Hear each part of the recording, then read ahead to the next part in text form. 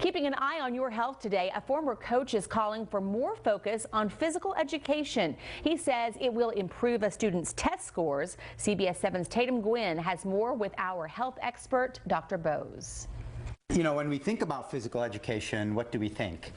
We think it helps our body. Yeah. Exercise is good for our biceps, our body, but you don't think that exercise is also good for your brain. And it does wonderful things for your brain. It increases the neurotrophins, the neuropeptides. All right, stand up, stand up, stand up. Here we go. Stand up, stretch, stretch, stretch. Move to the right, move, drop. All right, drop, give me 20. Just kidding. You can do it.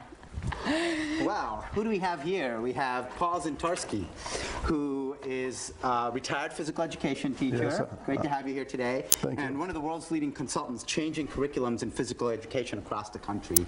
And probably I can say he was my physical education teacher in Naperville Central High School, Naperville District 203, and he was my track coach. And he's doing some wonderful work right now. And what's interesting about the work he's doing is, like I was saying before, is exercise increases our body strength, but it increases the strength of our brain as well.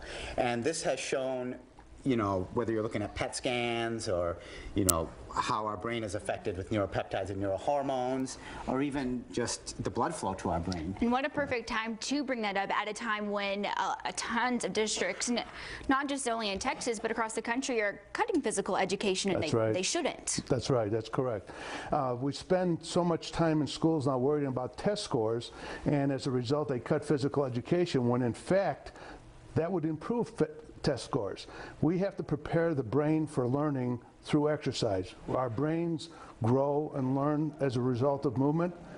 It prepares our brain for learning as we go forward. And that's been your mission, is to get the word out about the benefits of physical education, not just physically. Exactly, correct. Physical education's always gotten a bad rap, and we've deserved it for a lot of reasons because we've done things poorly. We concentrated on sports, and now physical education needs to concentrate on fitness and health and wellness and the overall mind-body connection.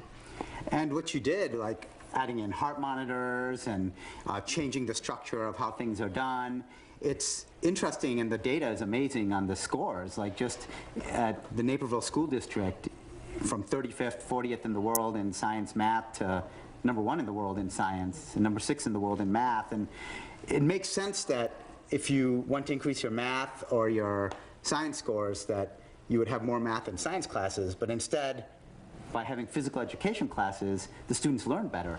That's right. If you precede those classes with physical education and activity, those brains are ready to learn. They'll do much better. It's interesting, and this makes sense. I mean, this has been studied. You've been featured in the book Spark. You've given a TED talk on this, and you guys can check that out. And you know, we can go a little more in detail on the neuroanatomy there. But it's, I think, the most important message of all is when test scores are what drive school districts. It's not more studying and more learning. But it's more physical education that may raise those test scores. As a matter of fact, it's malpractice to eliminate physical education and recess from school days today. It is. Good, good, good. Well, great having you here today. It's great to be here. Thank you for having me. Thank you so much.